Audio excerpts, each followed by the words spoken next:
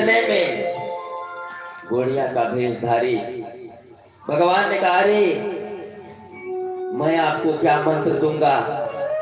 अरे आपको हमारी भेष से नहीं पता चल रहा है कि मैं क्या हूं? अरे मेरा भेष कोई गुरु की तरह लग रहा है। अरे मछली मारने का मुझे पेड़ रहा है, मुझे जाने दो। अरे आप इतने महारथी के पुत्र हैं महाराज।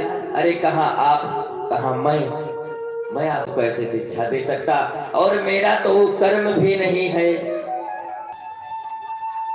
हमारे कार्य में और आपके कार्य में जमीन और आसमान का अंतर। नारद जी महाराज पैर ना छोड़ते हुए कहा कि प्रभु अब हम कुछ नहीं जानते, क्योंकि हमारे स्वामी का आदेश है कि जो ब्रह्म मुहूर्त में मिलेगा उसी को तुमको अपना गुरु बनाना होगा।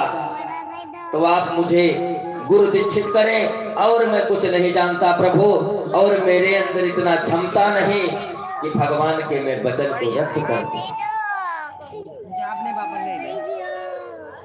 लाखों बार भगवान ने भ्रम डाला गोड़िया का भेषधारी कि अरे नारद ये भ्रम में मत पड़ो।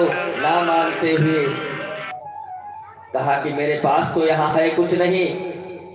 उसी का एक कीली निकाल करके प्लास्टिक के धागे में पहना दिया देवर्षि को, और मिट्टी का तिलक लगा दिया मस्तक पर, और कहा जाओ आज से गुरु दीक्षित हो गए।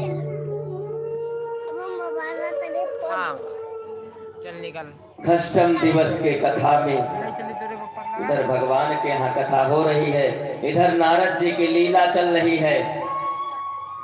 खष्टम दिवस के कथा में देवर्षि नारद महाराज पहुंचे। व्यास आसन पर विराजमान भगवान विष्णु देखते हैं, और सभा में देवर्षि नारद को सम्मानित किया और कहा कि अरे नारद, आज तो तुम्हारे मस्तक का तेज बता रहा है कि तुमने गुरु कर लिया, गुरु दीक्षा ले लिया।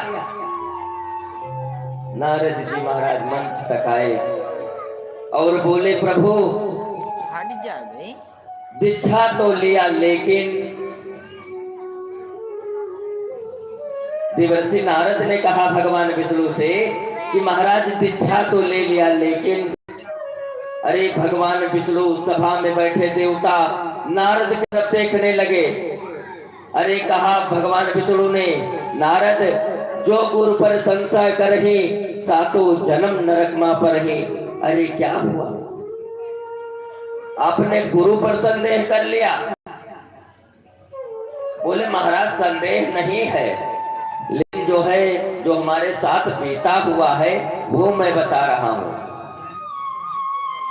देवर्षि नारद ने सारा दृष्टांत भगवान के समक्ष रखा जो ब्रह्म मुहूर्त में हुआ था। जब सारा बात बताया